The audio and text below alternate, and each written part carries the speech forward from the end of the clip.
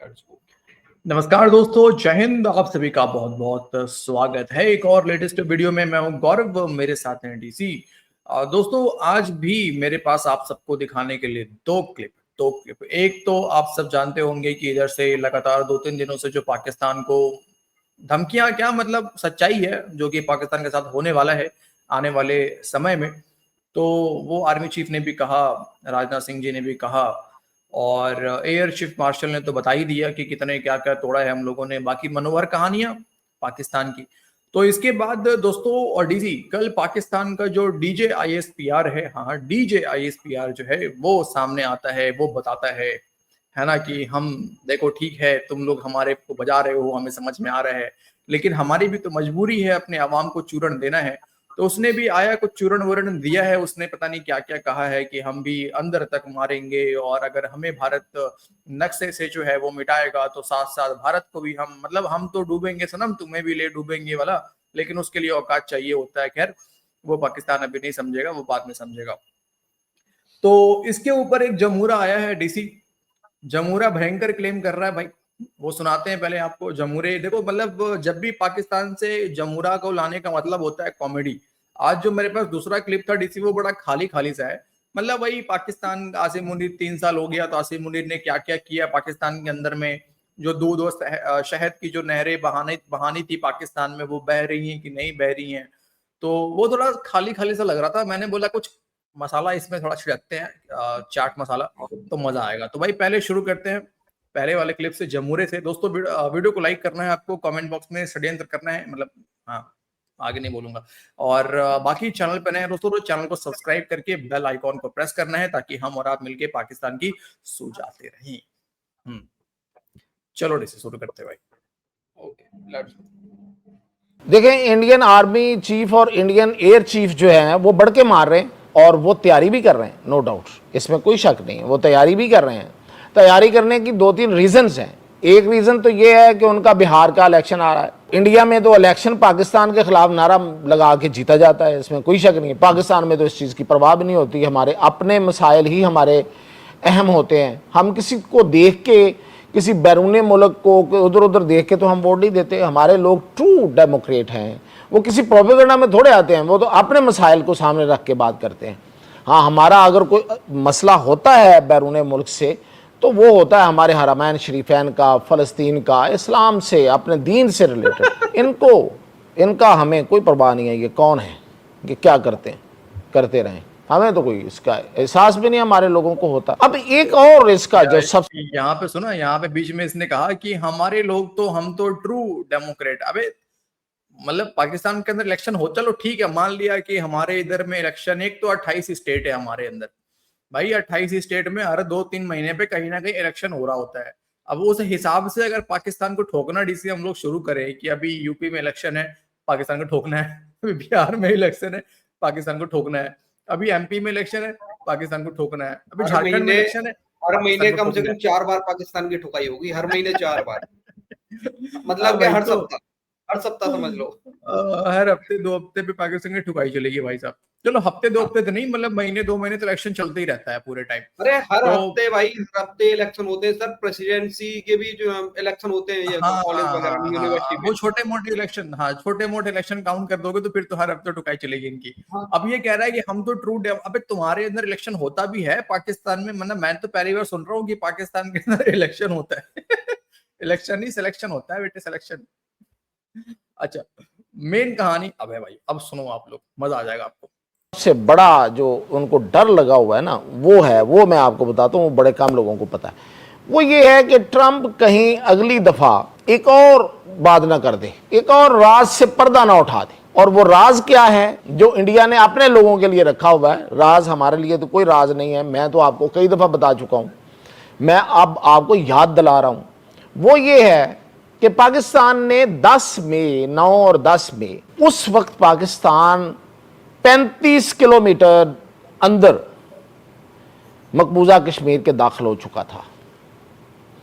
कश्मीर की ये जो कंट्रोल लाइन है, ये 35 किलोमीटर अंदर जा चुकी है, और ये बात सबको पता है इंटरनेशनली। और ये ट्रंप बात किसी वक्त दोबारा कर सकता है, और इसका नाम लेके कह सकता है कि ये एक उस जंग में तो एक सरहद भी बहुत आगे तक चली गई थी और इलाके जो है ना वो ले लिए गए।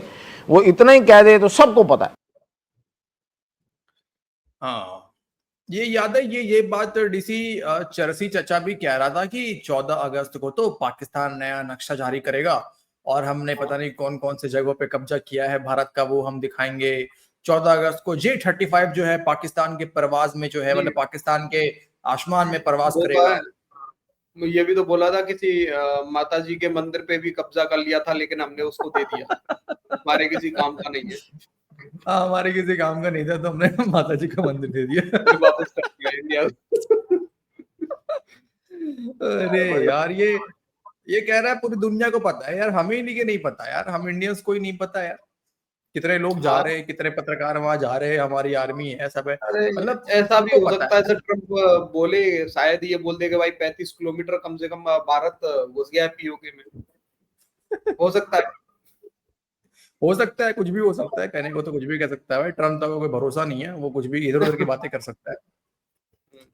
ओह बाप रे बाप। तो भाई ये तो था कॉमेडी, कॉमेडी से हमने आज के वीडियो को स्टार्ट किया है। अब आप देखो इस कॉमेडी पे हम क्या ही कहें यार, मतलब अब अभी मुझे कुछ सूझ नहीं रहा है कहने को। वो आप ही लोग कमेंट करके भाई कह दो कि आपको क्या कहना है। डीसी, हाँ डीसी तो बता ही रहा था यार कि इसके घर तक भी इसने देखा पाकिस्तानी बिना पतलून के घूम रहे थे, फौज वाले अरे यार। पाकिस्तानी बिना पतलून के, वो इनका आसिम मुन्नू, मैं बता तो रहा था, फाइटर जेट लेके आया 72H।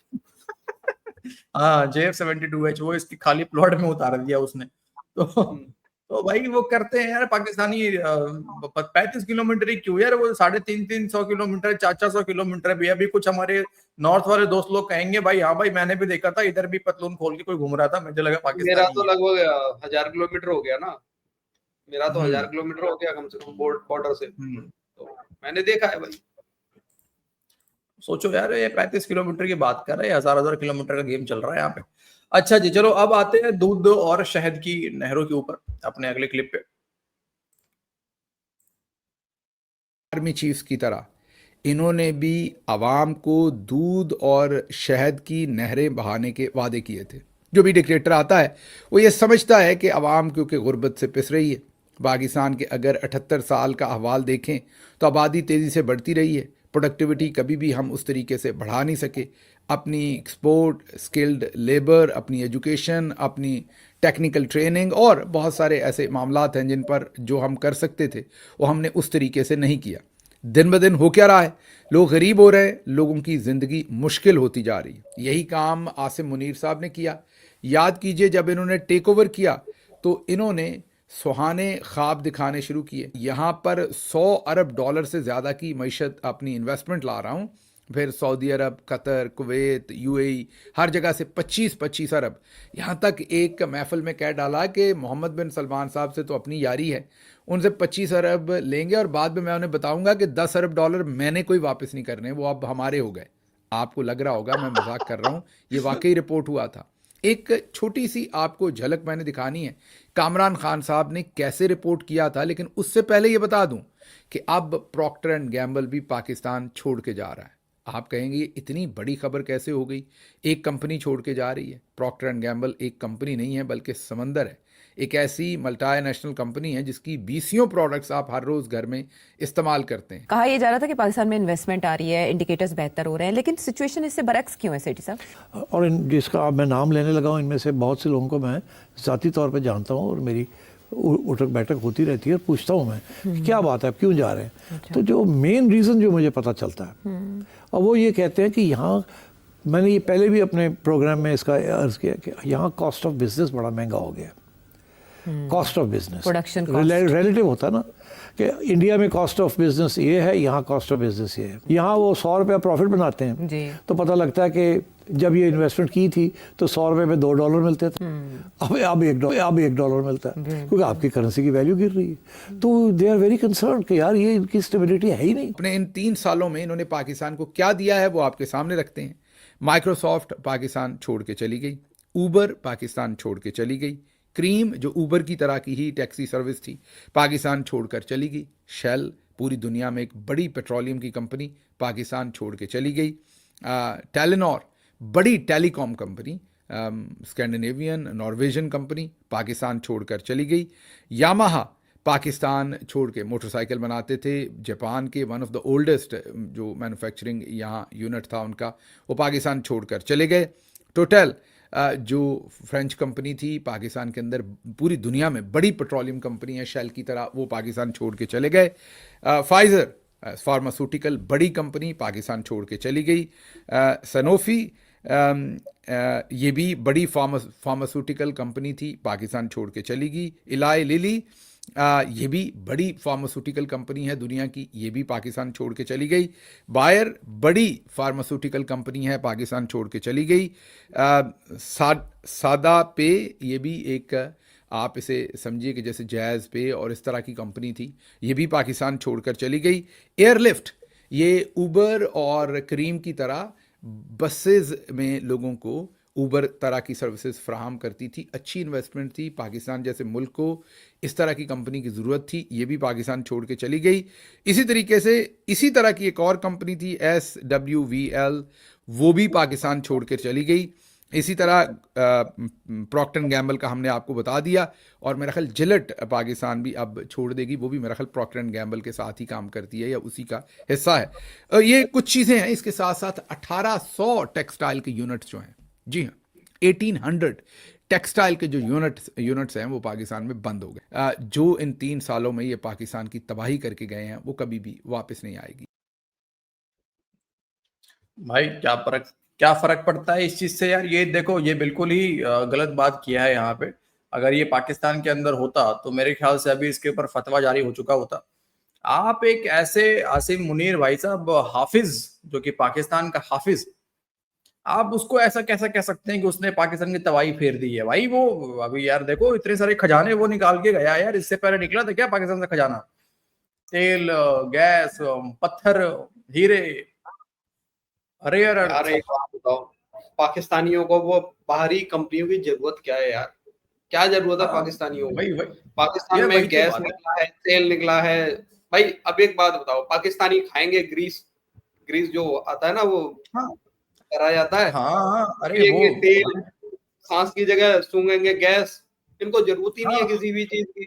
और जो फार्मा की कंपनियां भाग रही हैं, भाई पाकिस्तानी कभी बीमारी नहीं होंगे उनके साथ में, तो वो है ना वो जिन्ना की रूह, कभी बीमारी नहीं होगी भाई। वो रगड़ेंगे उस चीज को यार, वो रगड़ेंगे तो बीमार कैसे पड़ेंगे भाई साहब, है ना? वो तो रगड़ने से मामला सॉल्व हो जाएगा। उसकी और क्या कंपनी है बताओ? गैस की जगह तुमने बोल ही दिया, मतलब गैस का जरूरत तो है ही नहीं पाकिस्तान को, इतना गैस निकल रहा है पाकिस्तान के अंदर से। पेट्रोलियम कंपनीज की जरूरत है ही नहीं। अच्छा ये टेलीनॉर की जरूरत क्यों है भाई साहब? वो तो अभी फौजी सिम बांट रहे हैं। अभी पीओके के अंदर तो फौजी सिम ही चलता है, पूरे पाकिस्तान में फौजी सिम चलेगा। तो पीएनजी मतलब ये जिलेट की बात कर रहा है, जिलेट भाग रहा है। जिलेट की क्या जरूरत है? पाकिस्तानी दाढ़ी कटाते ही नहीं है। हाँ, अच्छा नहीं, मूछ तो कटाना होता है ना डीसी, जब दाढ़ी की बात नहीं है, मूछ तो कटाना होता है। अरे मूछ तो वो चला लेंगे ना, वो ट्रिमर, कोई दिक्कत नहीं। ट्रिमर, हाँ वो हो सकता है सर, ट्रिमर से चल जाएगा, मूछ काम हो जाएगा। कुछ नहीं मिलेगा, कुछ नहीं मिलेगा। नहीं, और कहीं नहीं जा रहा, और कहीं नहीं जा रहा। नहीं यार, वो पाकिस्तानी साफ नहीं करते। अब देखो वहां उनको डर लगता है साफ करने में डीसी। देखो मानते हैं कि पहले से ही थोड़ा सा वो